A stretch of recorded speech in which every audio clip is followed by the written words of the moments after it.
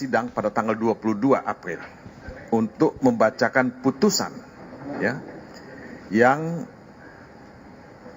menyangkut sengketa Pilpres ya, perselisihan atau permohonan PHPU yang kami ajukan dan juga tentu yang diajukan oleh paslon 01 ya.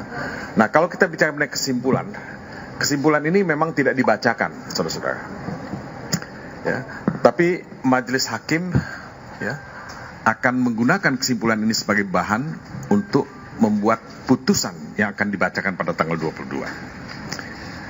Nah, sebagaimana kita ketahui, kami dalam permohonan PHPU, dan itu kami ulangi dalam kesimpulan yang kami sampaikan.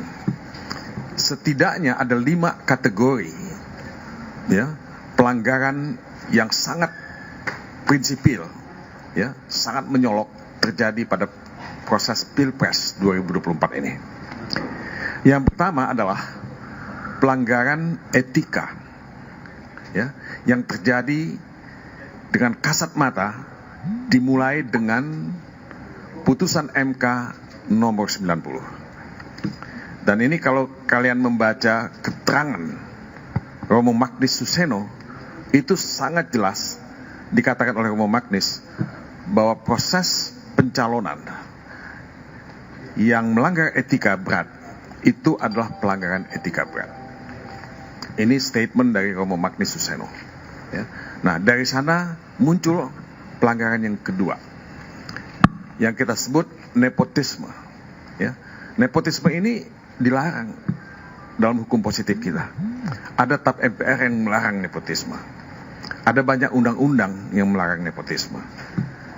Dan kalau kita melihat apa yang dilakukan oleh Presiden Jokowi ya, mendorong anak dan menantunya ya, itu adalah bagian dari nepotisme ya, membangun satu dinasti ya, kekuasaan yang menurut kami ya melanggar etika seperti yang dikatakan oleh Romo Magnis Suseno ya. Nah, itu pelanggaran yang kedua. Yang ketiga apa? Yang ketiga itu adalah abuse of power yang sangat terkoordinir, sangat masif gitu. Dan ini terjadi di mana-mana gitu. Nah, ini saya hanya mengulang, teman-teman saya di sini, kolega saya di sini juga akan bisa menambahkan banyak sekali pelanggaran-pelanggaran yang masif ya, sebagai akibat dari abuse of power yang terkoordinir yang tadi saya kemukakan. Nanti saya akan jelaskan sebagian. Nah, pelanggaran keempat itu apa? Pelanggaran keempat itu adalah pelanggaran prosedural pemilu. Nah, ini Anda bisa lihat ya, apa yang dilakukan oleh KPU, apa yang dilakukan oleh Bawaslu, apa yang dilakukan oleh Paslon 02 ya. Yang menurut saya, ya, menurut kami semua adalah pelanggaran-pelanggaran yang seharusnya ya bisa dijadikan alasan untuk melakukan pemungutan suara ulang. Nah, yang terakhir adalah penyalahgunaan aplikasi IT di KPU.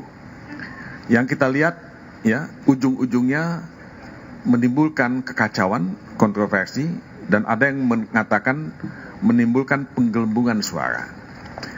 Beberapa saksi, termasuk yang kemarin viral, keterangan dari Roy Suryo, itu bicara mengenai angka ya yang sangat besar ya. Saudara Ali Maksum ya, dia tidak menjadi saksi tapi bertemu dengan kami. Dia menyebut angka lebih dari 50 juta ya, angka siluman ya dalam DPT. Saudara Anas bicara mengenai 32 juta ya, angka yang harus kita pertanyakan dalam dokumen ya C1 hasil. Jadi saudara-saudara, ini banyak sekali pelanggaran-pelanggaran yang kita bisa sebutkan dan itu kita tuliskan dalam kesimpulan kita. Dan kalau Anda mau bicara lebih spesifik lagi, saya bisa sebut ya, dan ini kita semua sudah ulang berkali-kali, politisasi bansos ya, yang dilakukan terutama dalam 3 bulan terakhir menjelang pencoblosan.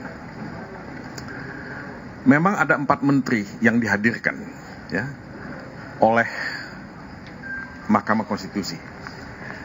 Nah, 4 menteri ini tidak menjawab politisasi bansos. 4 menteri ini hanya menjawab bahwa bansos itu ada dasar hukumnya, ada undang-undangnya, disetujui oleh DPR dan pemerintah. That's fine gitu. Bansos itu ada dalam APBN gitu. Tapi yang tidak dijelaskan adalah apa yang terjadi di lapangan. Kenapa penyaluran bansos itu dipusatkan dalam 3 bulan terakhir menjelang pencoblosan?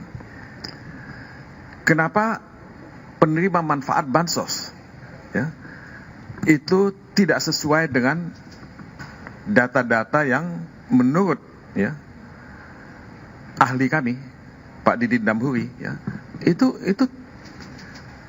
menjadi pertanyaan besar. Kenapa penerima manfaat itu tidak sama semuanya? Ya tentu saya tidak mengatakan tidak semuanya tidak sama, tapi banyak yang sama juga, tapi banyak yang tidak berhak sebagai penerima manfaat menerima bansos. Kemudian kenapa bansos itu, atau katakanlah kenapa Presiden Jokowi melakukan kunjungan 34 kali ke lumbung-lumbung suara ya, di mana Ganjar Mahfud memiliki basis pendukung yang sangat kuat. Nah, politisasi bansos ini salah satu yang sangat spesifik yang kita bisa sebutkan. Yang kedua, kriminalisasi kepala desa. Kepala desa itu kan ujung tombak untuk pemilih di desa tersebut. Jawa Tengah ya, di tempat-tempat lain. Nah, mereka inilah yang jadi focal point untuk mempengaruhi pemilih. Kalau kita mendengar keterangan ahli Hamdi Muluk mengatakan bahwa ada pengaruh bansos terhadap perilaku pemilih, voting behaviors. Jadi voting behavior itu dipengaruhi antara lain oleh bansos yang mereka terima.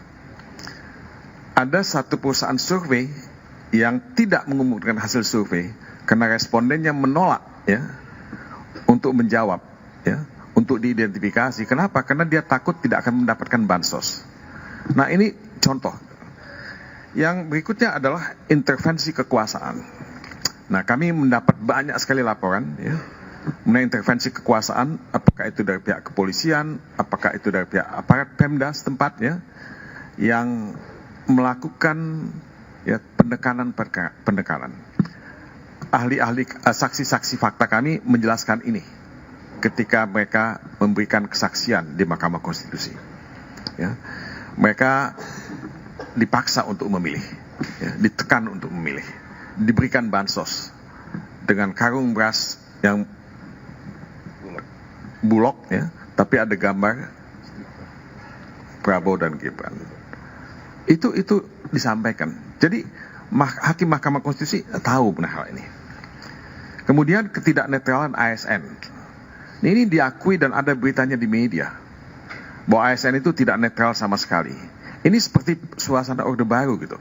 Ketika Korpri menjadi bagian dari mesin politik Golkar untuk memenangkan pemilu pada waktu itu. Nah, ASN tidak menjadi bagian dari partai politik, tapi ASN bagian dari upaya untuk membangun dinasti ya, kekuasaan yang ada di Indonesia ini. Nah, yang terakhir itu pengangkatan pejabat-pejabat kepala daerah yang dilakukan sebelum ya pencoblosan, beberapa waktu sebelum pencoblosan. Nah, mereka ini juga menjadi ujung tombak dari mesin kekuasaan untuk melanggengkan kekuasaan dan membangun dinasti kekuasaan. Ya. Nah, kalau kita bicara mengenai dinasti kekuasaan, sebetulnya kita bicara mengenai hal yang diametral bertentangan dengan demokrasi. Nah, saudara-saudara sekalian, cukup panjang ya. Nah, saya hanya ingin mengatakan, kalau Paslon 02 mengatakan permohonan PHPU kami itu salah kamar, kami ingin membantah sekali lagi dengan sangat tegas ya, bahwa itu tidak salah kamar. Mahkamah Konstitusi berhak dan berwenang untuk memeriksa, mengadili permohonan PHPU yang kami ajukan, yang memang pada intinya mengatakan bahwa telah terjadi pelanggaran yang sifatnya terstruktur, sistematik, dan masif. Kenapa kami memberikan angka 0 untuk perolehan Paslon 02 dalam Pilpres? Karena proses yang cacat itu akan melahirkan hasil yang cacat. Proses yang penuh dengan pelanggaran-pelanggaran itu tidak menghasilkan output yang sah, yang legitimate, yang valid. Karena itu kami konsekuen dengan apa yang kami argumentasikan dalam permohonan kami. Penuhnya pelanggaran itu membuat output dari pemilu, termasuk pencoblosan pada tanggal 14 Februari, itu tidak bisa dianggap sah. Ya.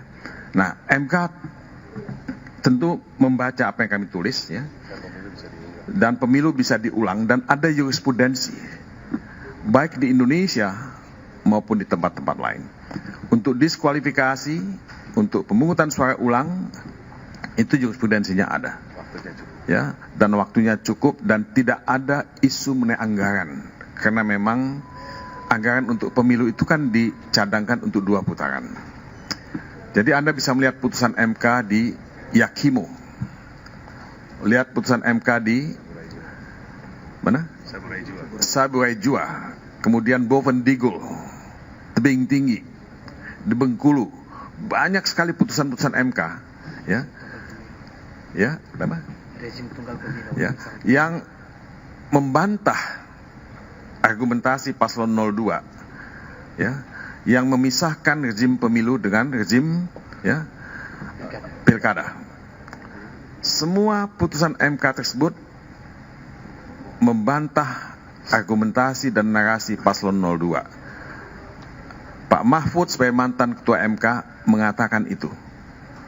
Dan saya kira, ya, Pak Jimli dan beberapa hakim MK yang sekarang sudah tidak menjabat lagi mengatakan itu nonsen, ya, nonsen untuk membeda-bedakan rezim pemilu, ya, seperti yang dikatakan oleh paslon 02. Ya. Nah, saudara-saudara, saksi kami, saudara Charles Simabura dan Aan Widianto, itu mengatakan dengan tegas, bukan saksi ahli, ya, dengan tegas bahwa skop kewenangan, ya, MK itu sangat luas. Kalau kita lihat original intent dari pembuat undang-undang, itu kan digunakan bahwa kata tentang, gitu. MK itu menyelesaikan perselisihan pemilu, ya, tentang perselisihan hasil pemilu, ya. Jadi kata tentang ini itu mengcover, ya, skop yang sangat luas semuanya, tidak hanya perolehan suara. Tapi memang dalam evolusi perkembangan itu seolah-olah MK dikerdilkan hanya fokus pada perolehan suara. Nah, inilah yang kita tantang. Bukan kita tantang tanpa dasar. Kita percaya original intent dari pembuat undang-undang dasar, ya, dari pembuat undang-undang Mahkamah Konstitusi, itu skopnya luas, tidak hanya perolehan suara, termasuk juga TSM. Dan itu didukung dengan semua putusan-putusan MK, ya, di berbagai daerah yang kami kutip dalam permohonan PHPU dan kesimpulan yang kami buat. Dan kami juga tambahkan dengan beberapa putusan dari Mahkamah Konstitusi dan Mahkamah Agung di negara-negara lain. Kami sebut Austria, kami sebut Malawi, kami sebut Kenya misalnya. Nah, semua ini adalah bukti-bukti yang nyata yang bisa dijadikan dasar oleh MK. Dan MK tidak akan kehilangan pijakan untuk memeriksa perkara ini, ya, apalagi kalau MK menjaga martabat marwahnya MK sendiri.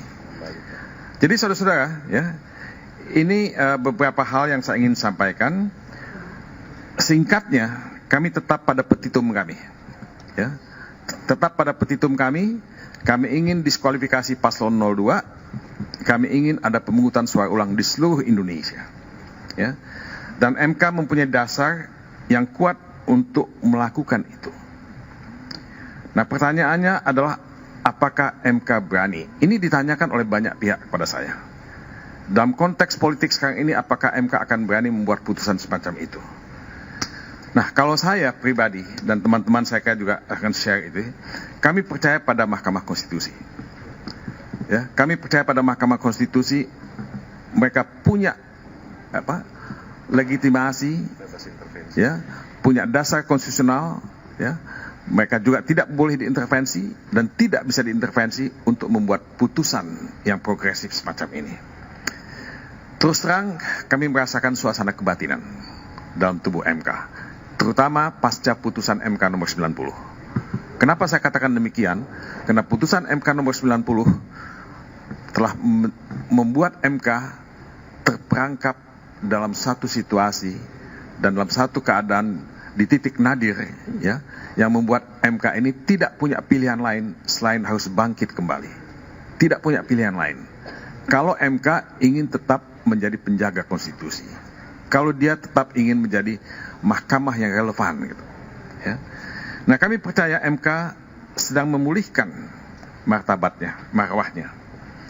Kami juga percaya MK memikirkan keberlangsungan demokrasi, keberlangsungan kita sebagai bangsa, keberlangsungan anak-anak dan cucu-cucu kita semua. Jadi, jangan kita kehilangan harapan. Don't lose faith. Don't lose faith. Gitu. Bangsa ini akan mati kalau dia kehilangan harapan. Jadi, saudara-saudara, kita tidak akan menggurui MK, dan saya harap semua teman-teman media juga, intelektual dan yang lain-lain tidak akan menggurui MK, ya. Karena hakim Mahkamah Konstitusi seperti yang dikatakan oleh Ibu Megawati dalam tulisannya di salah satu media kita adalah negarawan. Tempat ini dipilih oleh Ibu Megawati ketika dia menjadi presiden sebagai gedung Mahkamah Konstitusi supaya dia betul-betul mempunyai prestis, gitu, berada di ring 1 dekat dengan istana. Konsekuensinya adalah, asumsinya adalah siapapun yang menjadi hakim MK adalah negarawan, gitu, yang tidak berpihak pada satu golongan, ya. Nah, MK akan mampu menghasilkan putusan yang cerdas, yang progresif, dan yang adil. Nah, kalau MK melakukan ini, saudara-saudara, inilah legacy. Sekali lagi, inilah legacy masa depan Indonesia yang akan jauh lebih baik dari apa yang kita miliki sekarang ini. Karena kita tidak boleh mundur, kita mesti melangkah maju. Saya kira pengalaman putusan MK nomor 90 itu setback yang kita mesti koreksi. Dan MK punya kesempatan untuk melahirkan legacy yang diingat oleh bangsa ini. Mungkin itu, teman-teman, ada yang tambahan nggak? Ya? Oke, terima kasih ya. Ada pertanyaan? Silakan. Mau tanya Pak, kalau semisal nanti semua tuntutan ini digugurkan, ini seperti apa Pak? Dari kita ini menanggapi langkah selanjutnya seperti apa? Kita urusan tanggal 2. Saya heran ya. Kenapa pertanyaannya nggak dibalik? Ya. Kalau saya sih optimis bahwa MK akan mengabulkan permohonan yang kami ajukan ke MK. Saya tidak ingin mengunderestimate, tidak ingin takabur, tapi saya yakin, aku yakin bahwa MK punya keberanian, punya sikap kenegarawanan, dan berpikir jangka panjang. Ya. Jadi pertanyaan Anda mungkin agak salah alamat. Ya, oke, silakan. Saya pilih Pak dari majalah Kader, bagaimana tanggapan tim hukum 03 terkait Permen Sesnek 02 nomor 2 tahun 2020 yang Bu Sri Mulyani, begini, itu mengejutkan saya. Bansos itu dibagikan sebelum kita tahu mengenai Permen Sesnek itu. Dan Presiden Jokowi membagi-bagikan bansos di mana-mana. Ya. Nah, memang ada lembaga lain selain Mensos, ada Bappenas di situ. Tapi persepsi publik bahwa itu bansos, itu bantuan sosial, ya. Nah, dan dipublikasi secara luas. Presiden Jokowi melakukan itu, turun gunung, turun langsung, ya. Nah, ketika Menteri Sri Mulyani memberikan keterangan di MK, yang dia katakan adalah itu bukan bansos, ya. Kalau saya mau bicara straightforward, itu adalah bingkisan bantuan yang diberikan oleh Presiden dengan menggunakan dana operasional Presiden, Banpres, ya. Nah, ini sama dengan dana taktis. Ini kita nggak pernah tahu sebelumnya. Nah, kenapa itu dilakukan oleh Sri Mulyani? Ini dengan segala hormat ya kepada Sri Mulyani, kawan saya, ya, saya kenal baik beliau. Saya tidak happy ya dengan apa yang dikatakan Ibu Sri Mulyani, karena itu bukan saja normatif, tapi itu semacam damage control, ya, damage control. Karena dengan pembagian bansos yang masif di 3 bulan menjelang pencoblosan itu, damage has been done gitu. Publik tahu bahwa ada politisasi bansos. Nah, yang dilakukan oleh Sri Mulyani adalah melakukan damage control. Nah, belakangan ini ketika kita Idul Fitri, Presiden juga membagi-bagikan bingkisan Idul Fitri, diambil di dana operasional itu. Nah, ini perlu diperjelas ya, perlu dijadikan ya sebagai bahan untuk kita melakukan evaluasi ke depan. Apa bisa ya dana operasional Presiden itu ya dibagi-bagikan ya seolah-olah itu bansos, seolah-olah dari Jokowi, dan menurut saya there is something wrong gitu. Saya tidak happy dengan Ibu Sri Mulyani ya, harus saya katakan itu ya dengan segala hormat kepada beliau. Pak, secara inisiatif kan jabatan Presiden lebih tinggi daripada Jokowi. Apakah tadi yang Bapak bilang dana operasional yang diatur, apakah bisa atau boleh disebut atau ditentukan oleh Permen itu? Begini, kita ini ketika memasuki reformasi, Bung, kita itu bicara mengenai korupsi, kolusi, dan nepotisme. Kita anti itu. Nah, atas dasar itu kita ingin membangun transparansi dan akuntabilitas. Nah, kalau dana operasional Presiden, Banpres itu, ya, yang saya katakan tadi sama seperti dana taktis pada zaman Orde Baru, itu tidak akuntabel, tidak transparan. Nah, ini aja pertanyaannya. Apakah itu transparan atau tidak? Kenapa kalau itu transparan tidak diumumkan dari dulu? Kenapa belakangan ini diungkapkan oleh Sri Mulyani? Next. Ya, Oke. Ada yang lain nggak? Kalau nggak kita selesai ya. Oh iya, boleh. Ada siapa? Oke. Dari media mana? Kalau saya Ridi dari Kebarat, tadi Pak Doni juga sudah menjawab soal pernyataan yang menganggap gugatan yang disampaikan paslon 3 ini salah kamar. Tapi ada pernyataan lanjutan juga yang mengatakan bahwa mereka mengatakan baik paslon 1 maupun paslon 3 ini tidak bisa membuktikan dalil yang mereka sampaikan. Nah, tanggapan Pak Tobi gimana? Apakah tetap optimis soal gugatan ini dan bagaimana? Soalnya yang masih kalkulator juga itu disinggung sama mereka juga. Saya udah jawab tadi, tapi saya silakan teman kolega saya yang jawab. Ada yang mau jawab nggak? Silakan. Terima kasih Mas Edi. Menurut kami bahwa apa yang disampaikan oleh paslon 02 ini standar ganda. Satu sisi mereka mengatakan salah kamar, di sisi yang lain mereka menyampaikan bahwa bukti tidak kuat. Ini membuat kami juga pun bingung ya atas pernyataan dari 02. Tetapi apa yang sudah kita sampaikan, kita yakin bahwa majelis bisa melihat secara utuh dan memberikan putusan yang adil. Ya, Mas Teddy. Jadi izin bertanya, kalau lihat dari perjalanan sidang kan paslon 03 sidang dialog dan bagaimana nanti sidang pada tanggal 22 apakah juga akan hadir langsung, terus apa prediksi hasilnya? Apakah ya hadir? Kalau prediksi ya, tadi saya katakan kita optimis. Kita optimis Mahkamah Konstitusi akan mengabulkan permohonan kita. Ya, jadi lain dari itu saya nggak bisa jawab ya, karena kita semua punya optimisme ya. Kenapa? Paslon hadir atau tidak? Kalau paslon hadir atau tidak ya, kita akan hadir karena kita sudah diundang ya, diberitahu oleh Ketua MK untuk hadir pada sidang tanggal 22 ya. Tapi kalau paslonnya, saya kira sih kita belum dapat konfirmasi mengenai hal ini ya. Oke. Ada. Terima kasih ya. Sampai ketemu ya. Enggak, cukup. Terima kasih ya. Yuk, makasih. Yuk, makasih. Thank you.